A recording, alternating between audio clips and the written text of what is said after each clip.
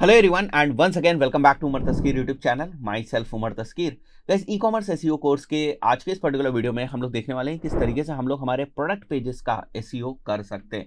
Guys, जब हम product pages के एसईओ की बात करते हैं तो केवल हमें एसईओ के ऊपर ध्यान नहीं देना है, साथ ही साथ हमें हमारे प्रोडक्ट पेज का सीआरओ जो है उसको भी कंसिडरेशन में लेना है। सीआरओ का सीधा सा मतलब होता है कन्वर्जन रेट ऑप्टिमाइजेशन। गाइस देखिए, एसईओ से क्या होगा कि कुछ स्पेसिफिक कीवर्ड्स के ऊपर आपका जो प्रोडक्ट पेज है वो रैंक हो जाएगा। बट अगर लोग आपके प्रोडक्ट पेज पे आने के बाद कन्वर्जन नहीं कर रहे हैं, आपके प्रोडक्ट को खरीद नहीं रहे हैं, तो भी कोई रैंकिंग का ऐसा फायदा होता नहीं है। और अगर आप किसी पर्सन को अपने प्रोडक्ट पेज के ऊपर लेकर आ गए हैं तो आप चाहेंगे ही कि वहां से सीधे सीधे जो कन्वर्जन है वो हो। फाइन, कैटेगरी पेज का पर्पस वहां पर कन्वर्जन करवाने का नहीं होता है, क्योंकि कैटेगरी पेज के ऊपर कन्वर्जन नहीं होता है। कन्वर्जन कहां होता है? प्रोडक्ट पेज के बाद होता है कन्वर्जन। फाइन, या प्रोडक्ट पेज से जो है कन्वर्जन की प्रोसेस शुरू होती है। तो मेजरली जो आपको सीआरओ का ध्यान रखना है वो कहां पर रखना है? कन्वर्जन जो आपका पेज है, यानी कि जो आपका प्रोडक्ट पेज है जहां से कन्वर्जन शुरू होगा वहां पर आपको ध्यान रखना है। फाइन, तो इसलिए प्रोडक्ट पेज के जब हम एसईओ की बात करते हैं तो it's not only about SEO, उसके साथ साथ आपको थोड़ा सा सीआरओ भी मिक्स करना पड़ेगा। फाइन, तो यहां पर आपको साथ ही साथ मैं समझा सकूं इसीलिए मैंने एक जनरल सी क्वेरी मारी थी। यहां पर रेवलॉन आईलाइनर पेन, ये मैंने यहां पर मेंशन किया हुआ था और बहुत सारे रिजल्ट्स मुझे यहां पर दिख रहे थे। एक बार के लिए मैंने अमेजॉन की जो रिजल्ट्स है उसको इग्नोर किया हुआ है और जो रेवलॉन की ऑफिशियल वेबसाइट है उसको भी मैंने इग्नोर किया हुआ है।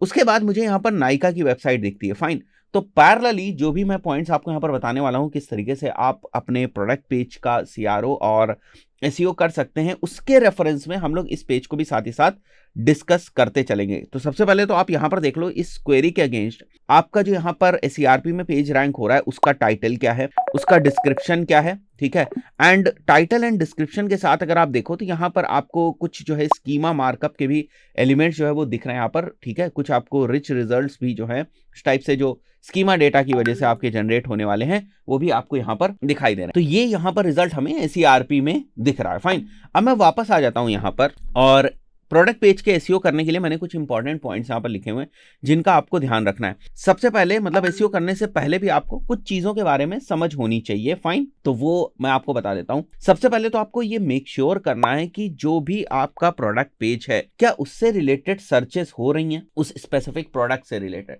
अगर उस स्पेसिफिक प्रोडक्ट से रिलेटेड सर्चेस हो रही तब आप अपने प्रोडक्ट पेज का एसईओ के ऊपर ध्यान देंगे। जैसे फॉर एग्जांपल अगर कोई बहुत जनरल सर्च करता है, जैसे कोई सर्च करता है ब्लूटूथ हेडसेट, तो अब ब्लूटूथ हेडसेट जो वर्ड है ये किसी एक स्पेसिफिक प्रोडक्ट को डिफाइन नहीं करता है। वहीं पर मैं और ज्यादा स्पेसिफिक हो जाऊं, जैसे मैं और ज्यादा स्पेसिफिक हो जाता हूं एप्पल ब्लूटूथ हेडसेट 101 ब्लैक, तो यहां पर क्या मतलब हुआ कि यहां पर जो क्वेरी हो रही है, जो इंटेंट है सर्च करने वाली की, वो इस टाइप की इंटेंट है कि वो बिल्कुल स्पेसिफिक उसी प्रोडक्ट के बारे में सर्च कर रहा है। बट अगर वो केवल ब्लूटूथ हेडसेट सर्च करता है विच डजंट मीन कि वो स्पेसिफिक होकर एक प्रोडक्ट के बारे में सर्च करा।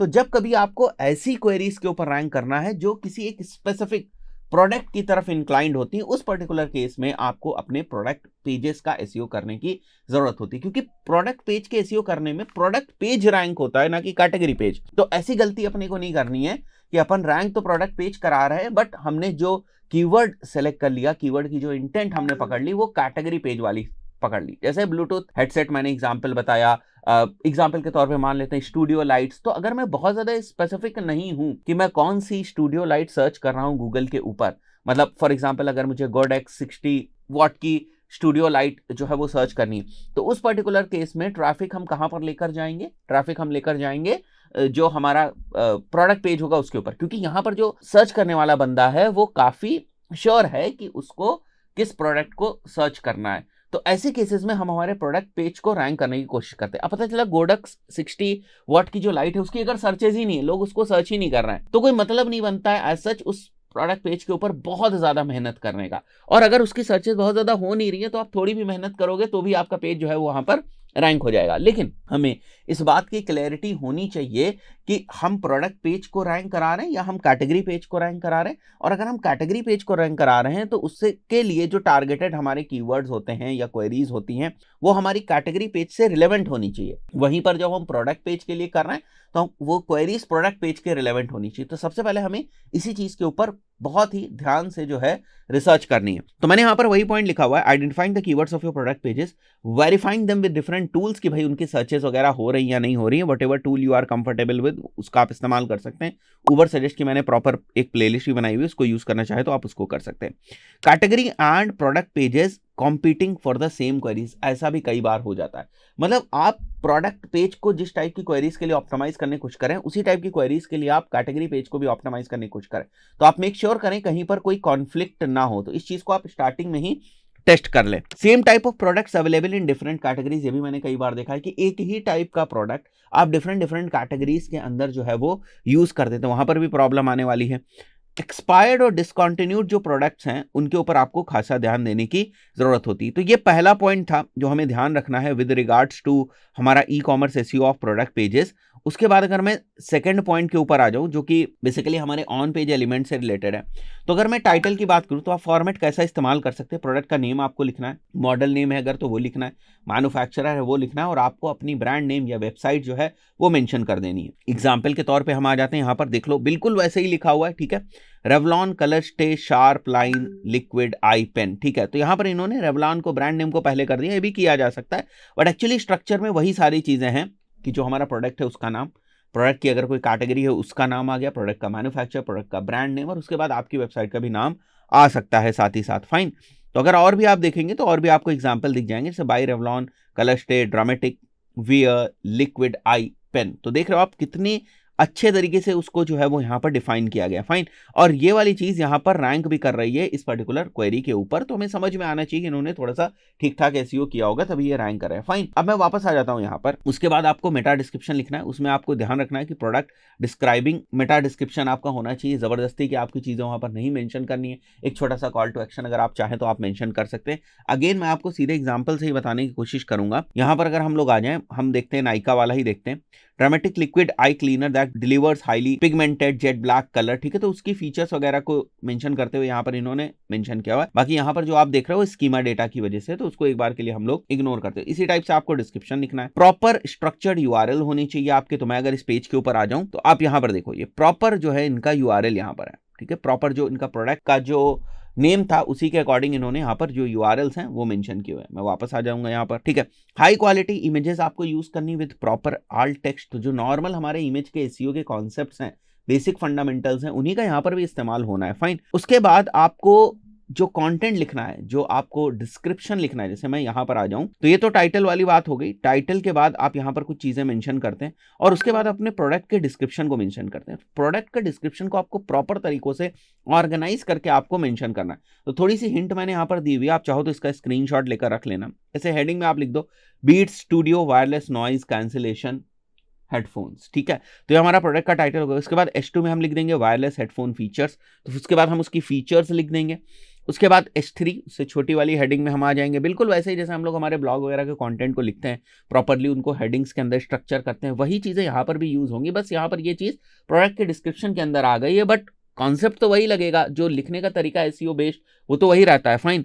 तो यहाँ पर हमारा H3 आ गया wireless headphone sound, wireless headphone battery life. इसके नीचे दो दो लाइन भी आप लिख सकते हो। उसके बाद टेक्निकल स्पेसिफिकेशंस आ गया। उसके बाद H2 के अंदर हम लोगों ने लिखा हुआ है reviews for beat noise cancelling headphones. तो जो रिव्यूज वाला आपका सेक्शन होता है, जैसे मैं यहाँ आ जाता हूँ, ठीक है, जो रेटिंग्स एंड रिव्यूज वाला होता है उसमें भी हम लोग उसी टाइप की जो हेडिंग है वो डाल सकते हैं, ताकि हमारा जो कीवर्ड है वो हेडिंग के अंदर आ जाए, which is a good signal, right. और उसके बाद नीचे हम आ जाते हैं कॉमन क्वेश्चंस एंड आंसर्स, जिसको हम लोग फैक भी बोलते हैं, फ्रीक्वेंटली क्वेश्चंस एंड आंसर्स बोलते हैं, फ्रीक्वेंटली आस्क्ड क्वेश्चंस बोलते हैं बेसिकली हम लोग। तो उसके अंदर हम बहुत सारे क्वेश्चन आंसर रख सकते हैं और उसके बेसिस पर हम लोग जो फैक वाला स्कीमा होता है वो हम हमारे प्रोडक्ट पेज के ऊपर इंप्लीमेंट कर सकते हैं। तो इसका भी हमें एडवांटेज मिलता है, फाइन।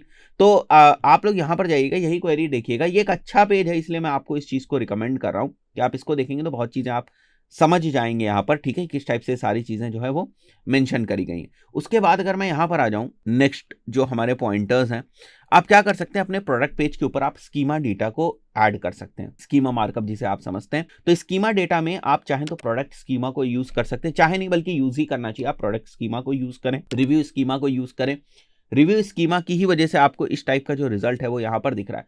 तो ये कोई इंप्लीमेंट करना कोई बड़ी बात नहीं है। सिंपली अगर आप गूगल के ऊपर जाएंगे और स्कीमा मार्कअप जनरेटर सेलेक्ट करेंगे और उसके बाद प्रोडक्ट रिव्यू स्कीमा सेलेक्ट करेंगे, वहां से वो जो डिटेल्स आपको देगा वहां पर मेंशन करके आप अपना जो स्कीमा है वो जनरेट कर सकते हैं। और उसको जनरेट करने के बाद आप अपने पेज के ऊपर जाकर उसको आराम से इंप्लीमेंट कर सकते हैं। इसके लिए मैं अलग से वीडियो बना दूंगा, बिल्कुल वैसे ही जैसे मैंने आपके कैटेगरी पेज के लिए एक अलग से स्कीमा मार्कअप कैसे इंप्लीमेंट करना है वो मैंने अलग से वीडियो जो है वो बनाया हुआ है। तो मैं लिंक दे दूंगा, थंबनेल उसकी लगा दूंगा, तो आप लोग उसको देख लीजिएगा। उसके बाद पेज को और ज्यादा ऑप्टिमाइज करने के लिए आप क्या कर सकते हैं, with regards to conversion rate optimisation आप क्या कर सकते हैं, यहाँ पर आप प्रॉपर रिव्यूज जो है वो ऐड करेंगे अपने प्रोडक्ट के। उसके बाद इजी नेविगेशन बनाएंगे आप ब्रेड क्रम्स के थ्रू। यहाँ पर जैसे जिन लोगों को नहीं पता, ये आप देख सकते हो यहाँ पर these are the breadcrumbs basically. तो यहाँ पर ब्रेड क्रम्स आप लगाएंगे और रिव्यूज भी अगर आप देखो तो यहाँ पर रिव्यूज लगे हुए हैं। अलॉन्ग विद दैट डायनेमिकली यहाँ पर कुछ और इन्फॉर्मेशन भी लेकर आई जाती है कि जिस पर्सन ने ये वाला प्रोडक्ट देखा है उन लोगों ने ये वाला प्रोडक्ट भी देखा हुआ होता है। तो कई बार ऐसा होता है कि आप एक तरीके से इनको रिलेटेड प्रोडक्ट्स के अंदर दिखा रहे हो। तो कई बार कस्टमर ऑल्सो व्यूड यहाँ लिखा होता है, कई बार यहाँ पर रिलेटेड प्रोडक्ट्स लिखा होता है, कई बार यहाँ पर प्रोडक्ट्स के बंडल्स बनाकर आपको दिखा दिया जाता है। तो वो डायनेमिकली आता है बेसिकली, ठीक है। तो वो सारी चीजें भी आपके जो कन्वर्जन्स हैं उनको इंप्रूव कर सकती है। जो आप रिव्यूज यहाँ पर जो आप डलवा रहे हैं, आप कोशिश करें उन रिव्यूज में अगर वीडियोज और फोटोज ऐड करने का भी ऑप्शन है तो बहुत ही बेहतर हो जाता है। फोटोज और वीडियोज के साथ जो रिव्यूज हैं वो काफी इंपैक्टफुल जो रिव्यूज होते हैं वो हो जाते हैं। फाइन।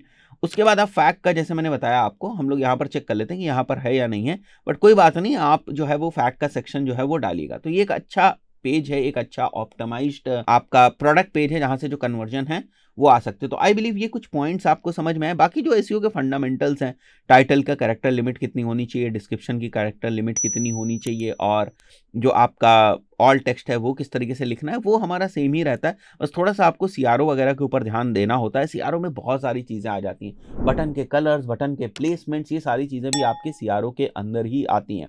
तो इन सब चीज़ों को भी हम लोग सीआरओ वाली कोई वीडियो होगी तो उसके अंदर डिस्कस करेंगे। बट अभी के लिए हम लोगों ने जो इंपॉर्टेंट पॉइंट्स है with regards to product page optimisation as SEO point of view, तो उसको हम लोगों ने डिस्कस कर लिया। आई बिलीव बहुत सारी चीज़ें आपको क्लियर हो गई होंगी। इस पर्टिकुलर वीडियो में इतना ही, मिलता है नेक्स्ट वीडियो में। Till then, good bye.